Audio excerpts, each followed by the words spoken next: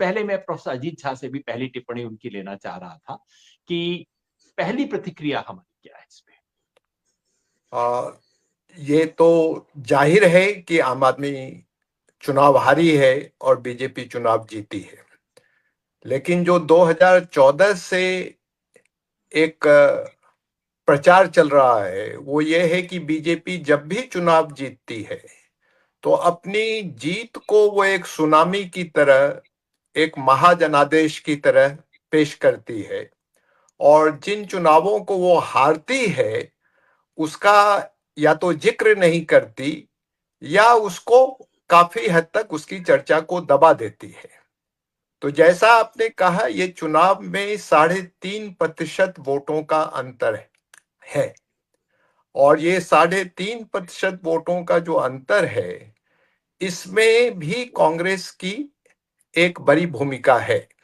2015 और 2020 की तुलना में कांग्रेस बहुत मजबूती से, उसकी तुलना में बहुत मजबूती से चुनाव लड़ी है।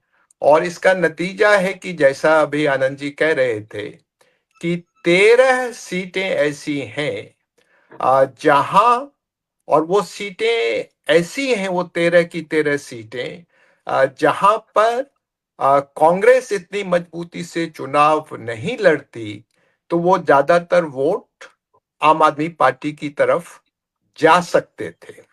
और एक सीट ऐसी है जहां कांग्रेस नंबर 2 पे है। तो ये 3.5% वोटों का भी जो अंतर है उसमें कांग्रेस की एक बड़ी भूमिका है। तो भाजपा की जीत जितना सीटों में दिखती है, जनादेश में वो उतनी बड़ी जीत नहीं है। ये बात हमको समझनी चाहिए। ये जरूर है कि आम आदमी पार्टी का जो जो जीत थी 2015 में और 2020 में, वो बहुत बड़ी जीत थी। और उस जीत से नीचे आना, 12-13% नीचे आना, उस मायने में ये आम आदमी पार्टी की बड़ी हार है।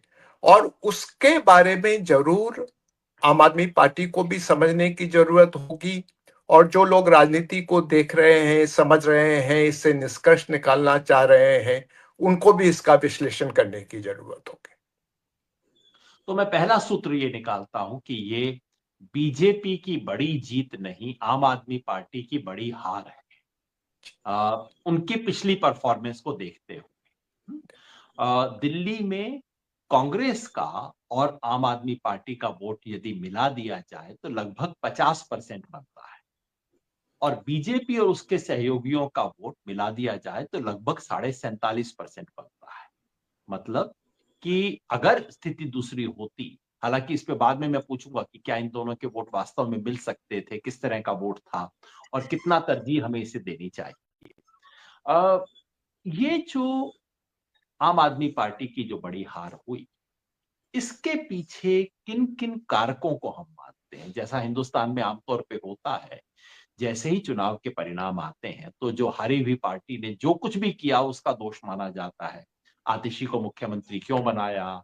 अरविंद केजरीवाल जेल में जाने से पहले मुख्यमंत्री अपना पद क्यों नहीं छोड़ के गए? उनका शीश महल था, उनका करप्शन था, उनका रेवड़ी बांटते थे, इसके कारण हुआ, इत्यादि ये सब जो थे बातें गिनाई जा रही। आनंद जी, आपने इस पूरे सफर को देखा है, इस पे नजर रखी है।